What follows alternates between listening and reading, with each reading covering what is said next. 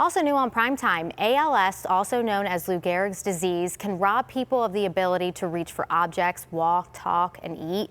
Tonight, I found out how a University of Pittsburgh research group is reaching new limits and working on perfecting a robot to help people with the disease live better lives.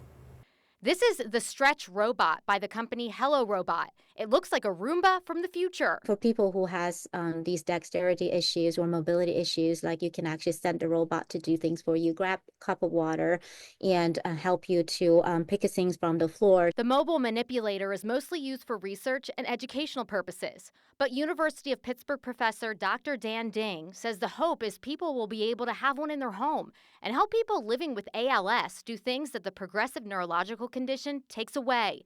The disease affects nerve cells in the brain and spinal cord, and it gets harder to perform daily tasks. Stretch just needs some fine-tuning. We really want to understand how this technology can help the individuals at different stages.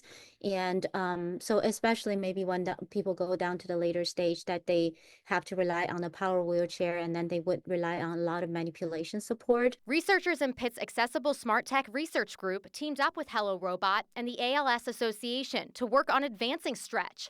Ding says they're working directly with people living with ALS, their families and caregivers, to understand their everyday life needs. Whether that's helping with eating, personal care, chores, even if it's as simple as picking things up. To identify the task that truly matters to them, but also it's feasible to the robot. It's not robot cannot do everything at this time, so we have to prioritize what kind of work that robot can really help is meaningful. And so these kind of things that we can help with, and they don't have to constantly ask caregiver to do things for them. They hope to program Stretch to give independence, safety, and hope to anyone living with disabilities. So it's very motivating for us to hear that whatever we gave them is actually help them to do things independently that they don't have at all, and then we take it for granted. The Pitt Research Group has 2 years to further develop that robot. The project is funded by $400,000 from the ALS Association.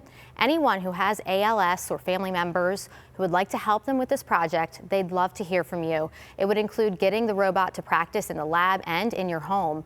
There's no timeline on when the improved robot will be available for purchase.